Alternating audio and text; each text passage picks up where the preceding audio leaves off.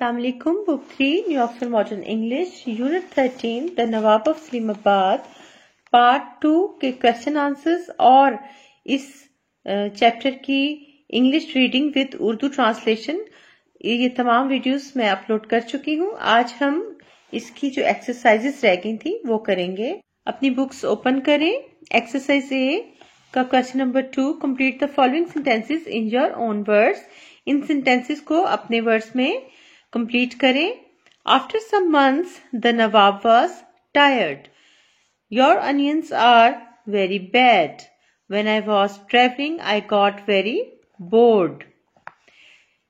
The old woman was frightened. Tell him to bring some food. I am going to visit a friend to borrow some money. Are you not angry that I broke your ink pot? यहाँ पर and में question mark डालें। Thank your mother for her kindness. Exercise B, question number 1. Fill in the blanks with one of the words given in the box. ये जो words दिए गए हैं ये यहाँ पर फिल करने हैं। ये असल में मुख्तलिफ एनिमल्स, इंसेक्ट्स और बर्ड्स वगैरह की साउंड्स हैं। 2 or 3 bees started to hum near his ear. hum का मतलब होता है मक्खी जो होती है, शहद की मक्खी, उसकी बिनबिनाहट को कहते हैं। In the distance he could hear a wolf howl. जो भेड़िए की गुरगुराहट होती है उसको हाउल कहते हैं। Have you ever heard a horse neigh? घोड़े की जो हिनहनाहट की आवाज है उसको नेह कहते हैं।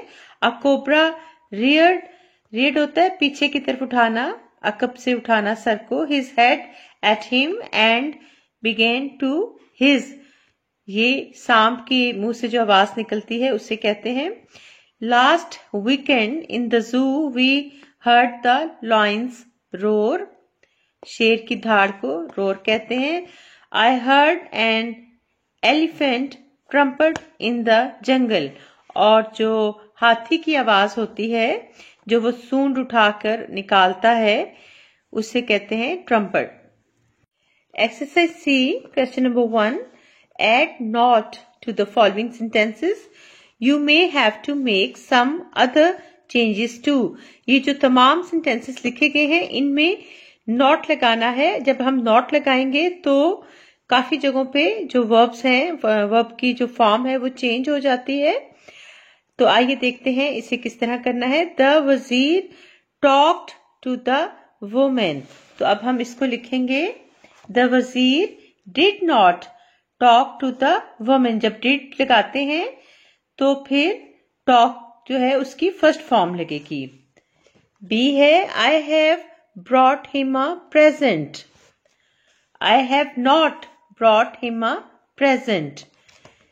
C है the money lender traveled home. The money lender did not travel home. D, the old woman wishes to see you. The old woman does not wish to see you. You said they were good onions. You did not say they were good onions. Exercise C का question number 2, complete the chart using the correct form of the verbs. यहाँ पे आपने correct form of verbs लिखनी है। Get, got, gotten, ये first form है, second form और ये थर्ड फॉर्म है वर्ब की। नेक्स्ट पेज पर आ जाए। See, saw, seen. Find, found, found. Come, came, come. Shake, shook, shaken. Question number 3 है use suitable adverbs in place of the underlined words. यहाँ पर ये adverbs दिए गए हैं तो इन sentences में हमने इन्हें fill करना है। किस तरह, आइए देखते हैं। First sentence देखें। He did some work which was not very good. उसने ऐसा कुछ काम किया जो बहुत ज्यादा अच्छा नहीं था। तो which was not very good को अंडरलाइन कर दिया गया है। इसकी जगह हमने सिर्फ एक वर्ड यूज करना है जो ये बैड का एडवर्ब है, badly. He did some work badly. She did something without any difficulty, बगैर किसी मुश्किल के।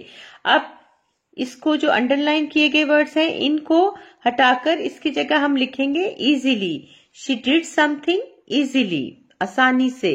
ही fought against the enemy without any fear, बगैर किसी डर के। तो इसकी जगह हम लिखेंगे एडवर्ब ब्रेवली, बहादुरी से। He fought against the enemy bravely. D है he walked a mile in 9 minutes, तो एक जो माइल है वो उसने तय किया, वॉक की 9 मिनट्स में, यानी तेजी से। तो यहाँ पे हम लिखेंगे quickly, he walked a mile quickly.